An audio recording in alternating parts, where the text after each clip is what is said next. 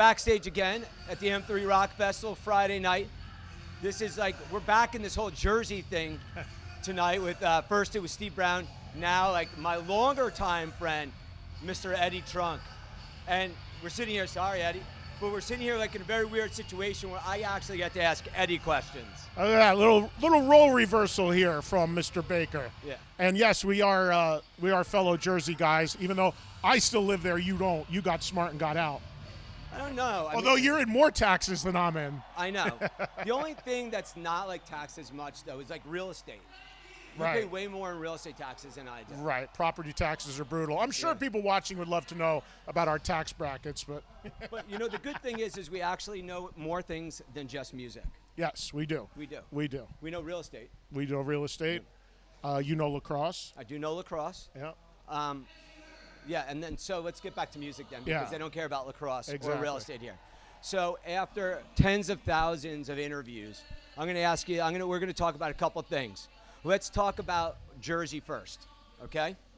So growing up, I used to actually ask Eddie advice on what records to purchase at Alwick Records. So we're going to plug, you know, the Jersey thing. So, like, what were some of your favorite records working in the record store?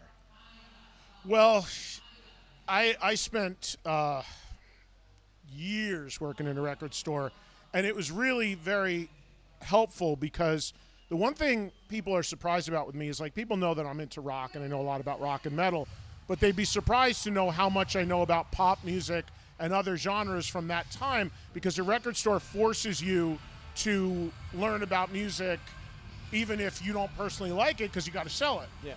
So there was a lot of that. Like, I remember Men at Work, Business as Usual, I think the record was called. We sold so many, I remembered the catalog number. But records that were really important to me personally was, you know, I started working in a record store right out of high school in 1983, and I also started my radio show that year. And a couple of the records that helped me get a heavy rock show on the air at the time was Def Leppard, Pyromania, Quiet Riot, Metal Health, Metallica, Kill 'Em All. And at that time, those records hadn't broken yet. Those bands were not big. So we were selling them, tons of them. And records like that were important to me personally. Not only do I love the records, but they're personally important because they were proof that I could take to the program director at my local rock station, DHA, and say, hey, you should let me on playing this stuff because you're not playing it, it's going to be big. Yep. So those are records that come to mind on the rock side. So when you were working at the record store and there were some vibes about some records that were coming in, let's talk about maybe some pop records, maybe some alternative. It wasn't alternative back then. But just some different kinds of records. Maybe they were a rock record, maybe a pop record, like a Whitney Houston or something like that. Was there something like that was just blowing the record stores away, like at that time? Thriller. Thriller. I remember you talking about that first Whitney Houston record for sure. Thriller for sure. Springsteen, Born in the USA for sure. Yeah. Those records were so big. So was Pyromania, actually. Yeah. So big that when we used to get those records, and I mean records, I mean, I know vinyl's back to a degree now, but this is when all there was vinyl. Yeah. And when we used to get those records, came in a box of 30, the normal procedure would be you price the record, you put it in the bin. We didn't bother. We just cut the top of the box open, we put a sign, $6.99, and we put it on the counter because people would buy them so fast. It was remarkable. And then, of course, the record that never stopped selling to this day is Dark Side of the Moon. Even though at that time that record was 10 years old, it didn't matter. We still sold it that much. Now, was Zeppelin still selling a lot then? Zeppelin 4, forget it. Yeah. I mean, just nonstop. So, yeah, you had those catalog pieces that went on forever. And then at the time, new records like Thriller or Born in the USA and things like that. And, you know, what's really interesting, and Eric and I, of course, both work in the business still today, but what's really interesting, and you can attest to this having been in the label industry, back then, releasing a record was about the ride up and down the charts. Yeah. A single, a video, you watched it go 30, 20, 60, 10, like for a year maybe or longer. That was so much fun to watch and be a part of. Now it's about front load to the first week, get the pre-sale, get the first week number, and unfortunately by the second week it's completely forgotten, and it just sucks. But that ride up the charts was great. Yeah. You know, you said it came in a box of 30, which is funny. So it takes so long to get vinyl now because vinyl's so hot now. So we just I work with Jefferson Starship, as you know. We just got Jefferson Starship vinyl still in a box of 30. Is that right? It's really cool to be like box of 30. I'll tell you quick. Then the hard rockers out there will like this story about record store days. So I'll never forget this. The Kiss album, Lick It Up, also 83. That record was, as most people know, the first record where they appeared without makeup. Yep. So a lot of people that were Kiss fans still, were clamoring to see the cover of that record because it was going to be them without the makeup.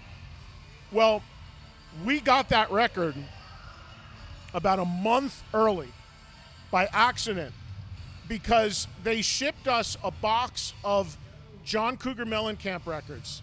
Mellencamp was on the same label, Polygram at the time.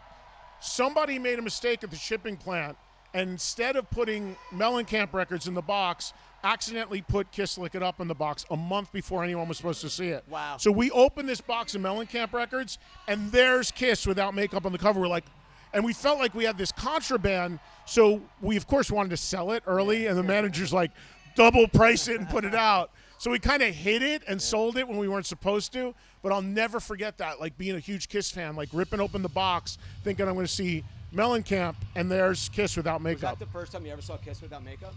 Yeah, because it was like a month before they did the unmasking on MTV. Wow. So we had like this thing that nobody knew about, and we kind of hid it, but then people who came in that we kind of knew who they were, regulars, like, hey, look what we got, and we'd sell it to them. Did you ever tell Doc that story? No, no. So this is the first time anybody's really hearing that story? Maybe, yeah. I don't know if I've ever. I mean, I may have said it on the air once or twice, but yeah. That's funny. So let's talk about like through the year of COVID. I mean, we have to just bring it up. You know, obviously this is our first big rock show since the pandemic, and we're psyched to have everybody here. There's been like a lot of hugs and stuff like that, and reunion, which has been great. The vibe has been incredible here. You know, you talk to everybody. What's the vibe been like in the past couple of months? Like people coming out, and obviously everybody's excited. Are people nervous still? They're just like, let's go.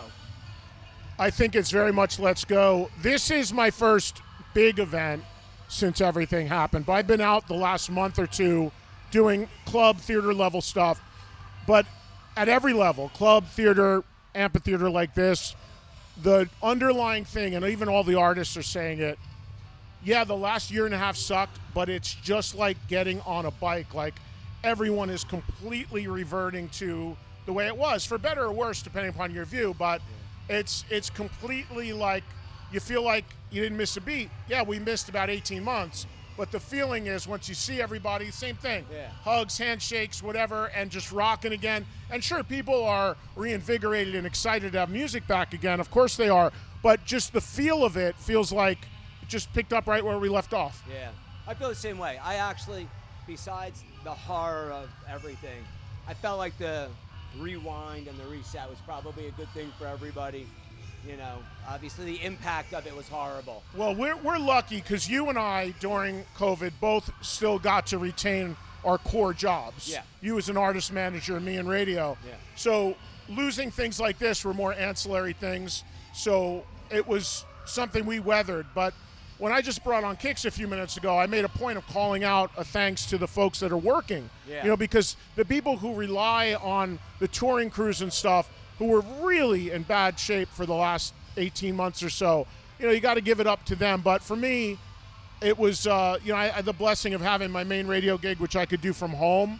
But it's great to have everything back, everything rolling again, and my schedule's filling up, and I know the artists, and you're busy again, so it just feels great. Yeah, it does. Anything that you're working on coming up in the future? I currently do 6 live radio shows a week on Sirius XM. One I did from here today. I have a daily show on Volume Channel 106, Rock Talk Show. I have a blast doing it. It's all talk, calls, interview. I have a music show on Monday nights on Hair Nation. I got an FM show that's 38 years old in about 30 markets.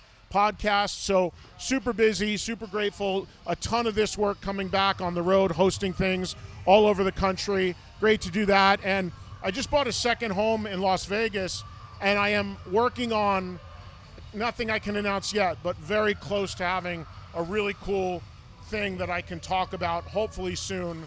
That's going to be awesome. It's going to be a rock-based thing happening on a almost nightly basis in Vegas if it all plays out. Amazing. Yeah, so I'm excited about that. That's awesome. Well, we're psyched. I'm psyched to see you. It's been 18 months since I've seen you. Yeah. So it's always good to see you, and thanks for coming out to Thanks M3. for having me back to M3. It's great to be here. So don't forget, you know, if you can't make it out to M3 over the next 2 days, you know, you can always stream the show. Go to Veeps.com and just search for M3 Rockfest. You'll be able to see it. Single day tickets and streaming tickets are still available. And take care. And also, I want to just mention real quick, because I would be remiss, thank you to everybody who continues to ask me about that metal show, continues to talk to me about it and tell me how much it meant to them. It means a lot to me to still hear that.